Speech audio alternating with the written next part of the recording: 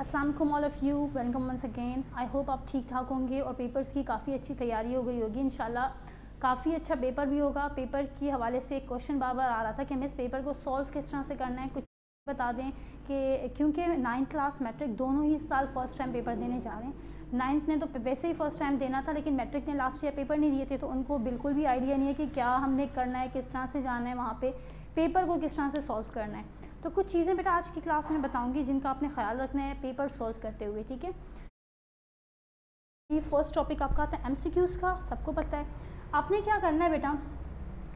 पहली चीज़ तो ये कि अपने हेडिंग्स करनी है। मार्कर ब्लैक ब्लू, बस ये दो मार्कर यूज़ करने। पेन हो, पॉइंटर, मार्कर, पेन, पॉइंटर, कोई भी चीज़ आप यूज़ करें वो ब्लैक और ब्लू कलर की हो, ठीक है। इसके अलावा कोई कलर आपने यूज़ नहीं करना। फर्स्ट आपका सेक्शन ए होता है। सेक्शन ए हमारे पास आता है, सेक्शन ए हमारे पास होता है एमसीक्यूज़, ठीक है। अच्छा बेटा, आपने हेडिंग्स का ख्याल रखना है, हेडिंग्स डालनी है मार्कर से और हेडिंग्स करना है। सेक्शन ए है तो आपने सेक्शन ए किया, फिर एमसीक्यूज़। सेक्शन ए में क्या है, एमसीक्यूज़ है तो एमसीक्यूज़। उसके बाद अपने नंबर्स डाल देनी है। नंबर्स का ख्याल रखिएगा, नंबर 1 पे नंबर 1।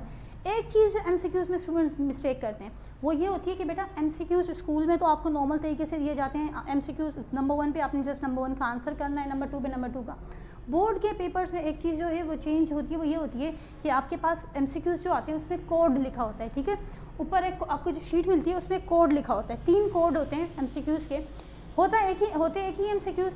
किया क्या होता है चेंज उसमें कि उनकी तरतीब चेंज कर दी होती है। अगर कोड ए जो है किसी के पास भी है, अगर कोड ए में एक एमसीक्यूज़ नंबर 1 पर जो एमसीक्यूज़ है, कोड बी में वही एमसीक्यूज़ नंबर 5 पे किया हुआ होगा, कोड सी में वही एमसीक्यूज़ नंबर 10 पे किया हुआ होगा। तरतीब चेंज कर दी है, ठीक है। तरतीब चेंज की होती है, बाकी सब कुछ सेम होता है।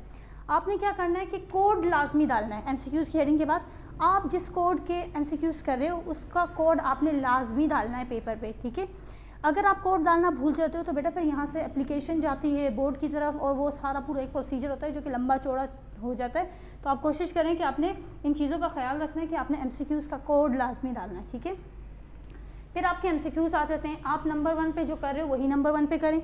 कई स्टूडेंट्स क्या करते हैं जल्दबाजी में, बेटा देखो प्रेजेंटेशन के मार्क्स होते हैं। अगर आप सपोज वर्स कर लो आपको नंबर 1 एमसीक्यूज़ आ रहा है, नंबर 2 नहीं आ रहा, नंबर 3 आ रहा है, नंबर 2 की जगह आप ये नहीं करोगे पहले नंबर 3 कर लें फिर यहाँ नंबर 2 कर लें, ऐसे नहीं करें।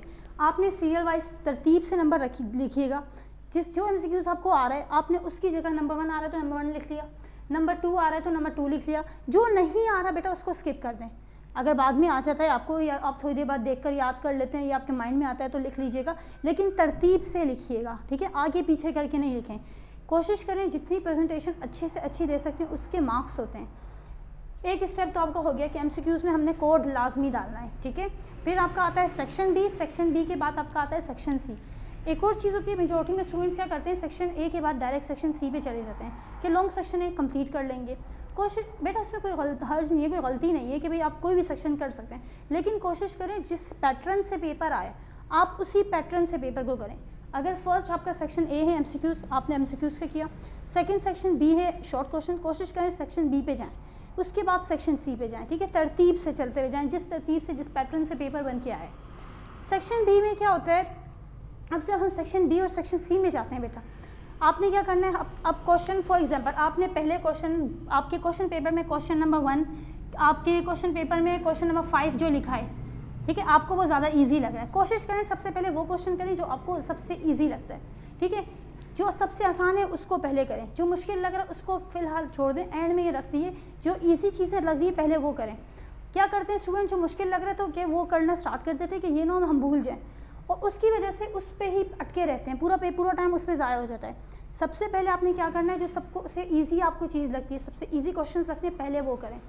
अब फ़र्ज़ करें सपोज़ आप पहले आपके पास जो क्वेश्चन पेपर में क्वेश्चन नंबर 5 है, आप उसका आंसर सबसे पहले कर रहे हो, तो आपने अपने आंसर शीट में आंसर नंबर 1 नहीं डालना कि आपकी तो आंसर में तो आंसर शीट में पहला क्वेश्चन है, नहीं, आपने आंसर वो डालना है आंसर नंबर जिस क्वेश्चन का आप आंसर कर रहे हैं। पहले अगर क्वेश्चन 5 का आंसर करें तो आप लिख लें आंसर नंबर 5, उसके बाद आप आंसर कर रहे हैं क्वेश्चन नंबर 7 का, तो आपने डाल दिया आंसर नंबर 7।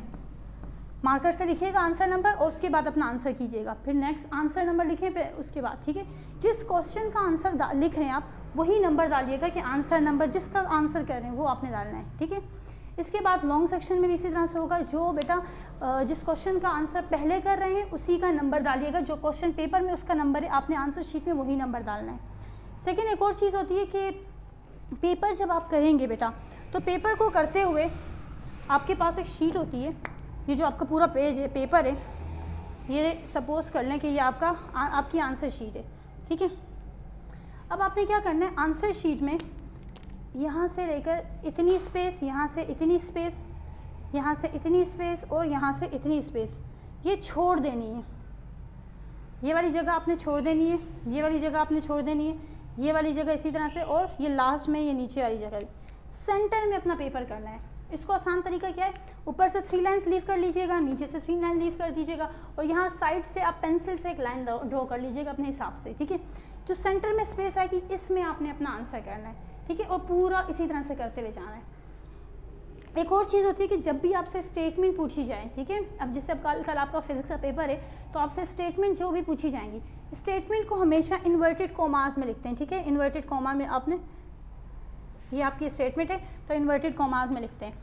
इसके बाद स्टेटमेंट हमेशा बेटा ब्लैक कलर के पॉइंटर से लिखिएगा। अगर आपको स्टेटमेंट लिखनी है तो आपने क्या करना है, ब्लैक पॉइंटर से स्टेटमेंट लिखनी है। जो भी किसी भी की आपसे स्टेटमेंट पूछ ली तो ब्लैक पॉइंटर से आपने लिखनी है, ठीक है, और इन्वर्टेड कॉमास में करके स्टेटमेंट को करना है, ठीक। एक चीज़ का क्या ख्याल रखना है, सबसे पहली जो मिस्टेक, सबसे ज़्यादा कॉमन जो मिस्टेक है, पेपर करके आते हैं, MCQs लिख के आए, सब कुछ सही किया लेकिन कोड डालना भूल गए। तो आपने अपना ये याद रखना है कि जिस कोड के MCQs आप कर रहे हैं वही कोड आपने डालना लाजमी है। आपके पास कोड A है, जो भी कोड आपके पास बेटा है, जिस कोड के आंसर आपने लिखे हैं वही कोड आपने ऊपर लिखना लाजमी है अपनी आंसर शीट में, ठीक। सेकेंड हमारे पास क्या था कि हम जिस क्वेश्चन का आंसर करेंगे उसी का नंबर लिखना है हमने। आंसर नंबर, पहले हमने आंसर नंबर 10 किया तो हम अपनी शीट में लिखेंगे आंसर नंबर 10। उसके बाद हम आंसर नंबर 5 कर रहे हैं तो आंसर नंबर 5, उसके बाद आंसर नंबर 2 कर रहे हैं तो आंसर नंबर 2। जिस क्वेश्चन का आंसर कर रहे हैं वो आंसर नंबर वो डालना है आपने, ठीक है। हेडिंग्स का ख्याल रखना है, मार्कर या पेन या पॉइंटर आपने ब्लैक, ब्लू और इसके अलावा कोई और कलर का यूज़ नहीं करना, सिर्फ ब्लैक और ब्लू यूज़ करना है। इसके अलावा बेटा पेपर जब करेंगे तो आपने क्या करना है, हर पेज में ऊपर से 3 लाइन, नीचे 3 लाइन लीव कर देनी है और ये साइड से थोड़ी सी स्पेस आप पेंसिल से लाइन ड्रॉ कर लीजिएगा ताकि आपको जहन में रहे कि आपने कितनी स्पेस छोड़नी है, और सेंटर में अपना पूरा पेपर करना है, ठीक है।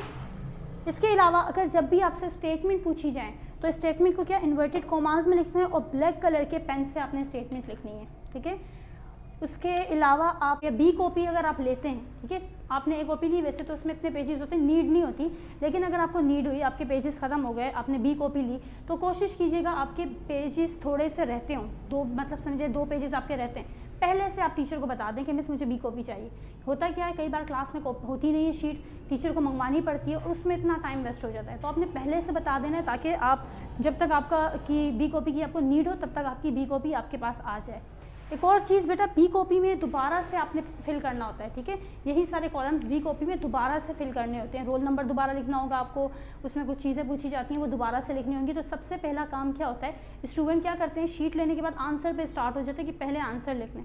सबसे पहला काम बेटा आपका क्या है कि आपने ये रोल नंबर या वो सारी चीज़ें जो कॉलम आपको दिया उसको फिल करें, क्योंकि अगर वो कॉलम रह गया तो आपका पेपर चाहे कितना ही अच्छा से अच्छा क्यों ना हो, आपको नंबर नहीं मिलेंगे, ठीक है, वो आपकी शीट ही नहीं रहेगी जब तक उस पर आपका रोल नंबर ना आ जाए। तो पहला काम, सबसे पहला काम क्या, आपने अपना रोल नंबर, अपना फर्स्ट पेज जो है उसको फिल करना है, ठीक है। आई होप आपको यहाँ तक समझ आया होगा। पेपर बेटा कोशिश, अगेन मैं कह रही हूँ, कोशिश करें नीट, जितना नीट कर सकते हैं उतना नीट करें। होता क्या, आपकी प्रेजेंटेशन के बहुत मार्क्स होते हैं बेटा।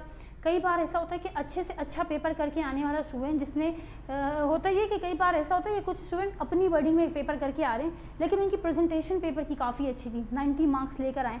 कई ऐसे स्टूडेंट्स भी हैं जो पूरा पेपर बिल्कुल परफेक्ट तरीके से याद उन्होंने किया, सब कुछ समझा और समझ कर सारा पेपर किया, लेकिन किया क्या, एक ही मार्कर को लेकर या एक ही पेन से लेकर पूरा पेपर कर लिया। तो इन चीज़ों के मार्क्स, और वो क्या होता है 60-70 मार्क्स लेकर बैठे हुए हैं, तो आपके पेपर की प्रेजेंटेशन के मार्क्स होते हैं काफ़ी। देखें, आपकी आइडेंटिटी वहाँ आपको कोई नहीं जानता, आपका पेपर जो है ना वो आपकी आइडेंटिटी करवा रहा है, आपकी शनाख्त करवा रहा है। तो जितना अच्छा पेपर करेंगे उतने अच्छे मार्क्स मिलेंगे। अगेन सिर्फ पेपर, अब ऐसा नहीं है कि अब बस आप एक ही लाइन पे रह गए तो इतना बना कर लिख रहे हैं और पूरा पेपर छोड़ के आ जाएं, ऐसा नहीं है। पेपर पूरा करके आइएगा, लेकिन कोशिश करें जितना नीट आप पेपर कर सकते हैं उतना नीट करें, ठीक है। आई होप आपको ये सारी चीज़ें समझ में आई होंगी, इनको फॉलो कीजिएगा। और अगर फिर भी कोई कन्फ्यूजन है तो बेटा कमेंट में आप पूछिएगा, कमेंट सेक्शन में मैं आपको आंसर करती रहूँगी साथ साथ। और फर्स्ट पेज जो है आपका पेपर का वो किस तरह फिल करते हैं मैं कोशिश ज़रूर करूँगी कि मैं आज ही उसकी वीडियो बेटा अपलोड कर दूँ। आप लोग देख लें पेपर देने से पहले कि आपका फ्रंट पेज किस तरह से होगा, उसको किस तरह से फिल करना है, ठीक है। दुआ में याद रखिएगा, पेपर बहुत अच्छा करके आइएगा। इन तैयारी तो आप लोगों की बहुत अच्छी है, कोशिश करें कि पेपर भी बहुत अच्छा हो। और दुआ में याद रखिएगा, पेपर की अच्छी से तैयारी कीजिएगा, टाइम से पहले जाइएगा और पेपर अच्छे से करके आइएगा। अल्लाह हाफिज़। अब मिलेंगे बेटा नेक्स्ट वीडियो में, नेक्स्ट क्लास में, तब तक के लिए अल्लाह हाफिज़।